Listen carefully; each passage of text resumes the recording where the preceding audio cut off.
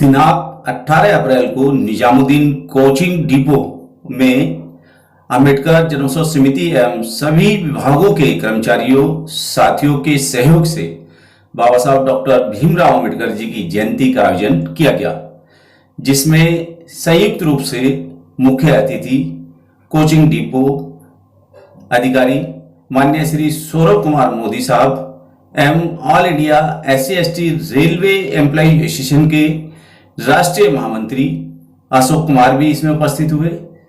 साथ ही कई अतिथियों ने भी इसमें बढ़ चढ़कर भाग लिया, जिसमें मुख्य रूप से दिनेश कुमार शर्मा ब्रांच सचिव NRMU, भगत सिंह ब्रांच सचिव URMU, Rajkumar Verma SSE IC NZM, Prem Singh कोषाध्यक्ष all India SC/ST railway employ association, Narendra Kumar branch अध्यक्ष SC/ST रेलवे, विनोद शर्मा अध्यक्ष, समरजीत सिंह अध्यक्ष, जयप्रकाश SSE।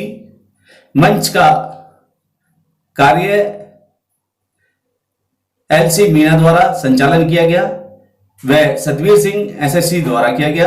अतिथियों के स्वागत में खड़क Singh SSE IC Rajdhani, Sadanand JE, Naresh Kumar MCM electrical, Rajiv SSE, Shivam Bhagirath, Shravan, Vijay Anand, Ramesh, Dharmendra, Sachin, Vikas SSE, Prempal Singh SSE आदि ने इस कार्यक्रम में बढ़ चढ़कर भाग लिया।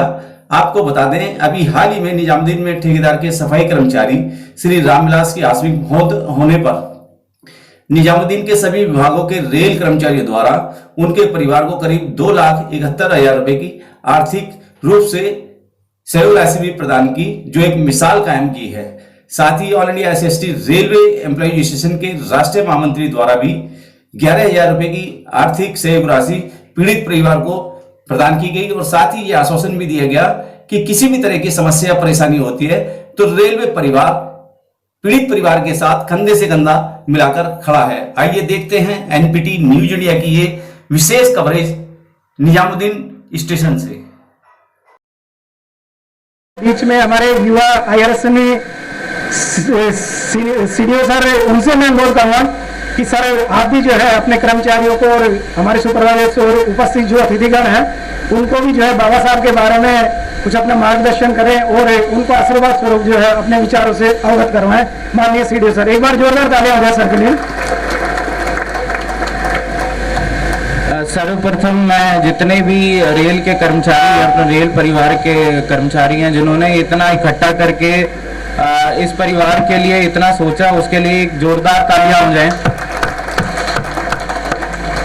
जो चले गए हैं उनकी कमी तो कभी भी देखिए, पैसा जो है वो पूरा तो नहीं कर पाएगा, लेकिन यह है कि इस मुश्किल वाली घड़ी में और आगे कुछ जो साल हैं वो शायद थोड़ा आसान हो जाए। और मुझे इसकी बहुत खुशी है कि सारे लोग जो है एक परिवार का हिस्सा मान के इस तरह से मदद कर रहे हैं। कोई मैकेनिकल नहीं, कोई इलेक्ट्रिकल नहीं, कोई RPF नहीं, ना कोई प्राइवेट कंपनी, हम जो है रेल का काम कर रहे हैं और हर किसी को जो समान दर्जे से देखा जाना चाहिए। यही बाबा साहब ने भी समझाया है। मैंने आज तक बचपन से यही माना कि रेल में जो भी काम कर रहा है वो रेल कर्मचारी है। रेल कर्मचारी का मतलब कि जो रेलवे के लिए भावुक है, रेलवे के लिए अपनी शक्ति दे रहा है, रेलवे के लिए अपना खून पसीना एक कर रहा है।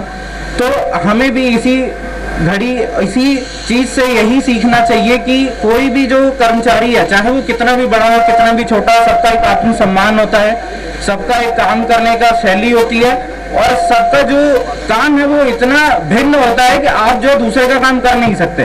भले हमें लगता है, अगर आप सोचेंगे हम इलेक्ट्रिकल का आज काम ले ले तो नहीं हो सकता, उसकी खुद अपने में एक महत्वता है। तो हम हर इंसान को उसकी महत्वता से जाने और किसी को भी छोटा और बड़ा ना समझें, चाहे वो स्त्री हो, चाहे वो पुरुष हो, चाहे वो सरकारी कर्मचारी हो, चाहे वो गैर सरकारी कर्मचारी हो, चाहे कोई भी हो, वृद्ध हो, चाहे वो जवान हो, हम सबको समान अधिकार दें जो हमारा कॉन्स्टिट्यूशन, हमारा संविधान सिर्फ यही कहता है। बहुत समय जाया नहीं करूंगा मैं, मुझे बहुत खुशी है कि आज इतना अच्छा आप लोगों ने जो सम्मेलन कह दीजिए बाबा साहब के लिए जो है आज रखा।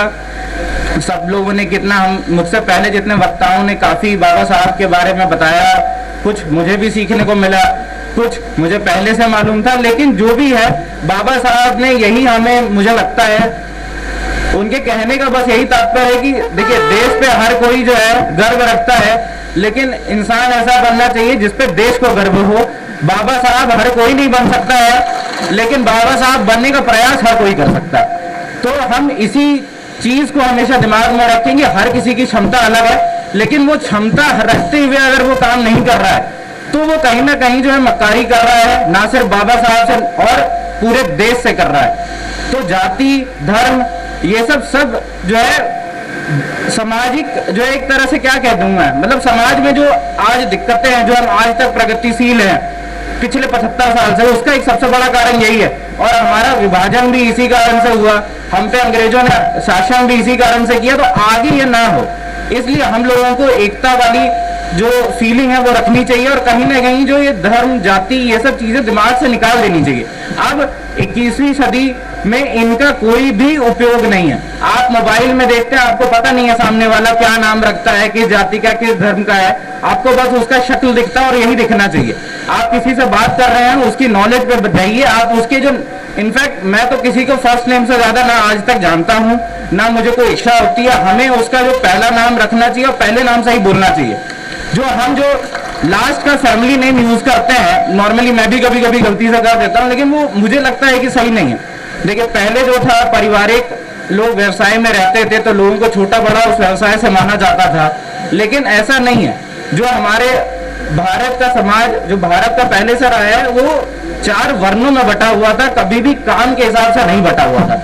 आप जिस उम्र में रहते हैं उस हिसाब से वर्ण बटे थे कि आप जो छोटे हैं तो आप पढ़ते हैं, उससे बड़े होते हैं तो आप जो है काम करते हैं, उससे बड़े होते हैं तो यार भगवान अल्लाह इनके जो है चरणों में रहते हैं, और आखिरी में जो है संन्यास का जीवन यापन करते हैं। तो इन चीजों का पता नहीं कहां से उत्पन्न हुआ या उत्पन्न किया गया हमारे समाज को तोड़ने में। लेकिन हम लोगों को ये जरूर ध्यान में रखना चाहिए कि देश एक ही है। देश को तोड़ोगे तो अपने ही अंग के आप हिस्से कर रहे हैं, वो अंग दोबारा नहीं आएगा और दोबारा वो बड़ा नहीं होगा, और आपको कहीं ना कहीं उसके कारण कहीं ना कहीं मतलब खामियाजा भुगतना पड़ेगा। हमें इस देश पर गर्व होना चाहिए। आज मतलब कितने सारे विकसित देश हैं जिसमें जो है इकोनॉमिक डेवलपमेंट या कह दीजिए प्रगति जो है वो धीरे होती जा रही है, लेकिन भारत में अभी भी हो रही है। तो हम इस तरह से काम करें कि भारत और प्रगति करे, और समाज में हर किसी को जो है एक मिनिमम स्तर का जो फाइनेंशियल प्रूडेंस कह दीजिए या फाइनेंशियल कैपेबिलिटी होनी चाहिए।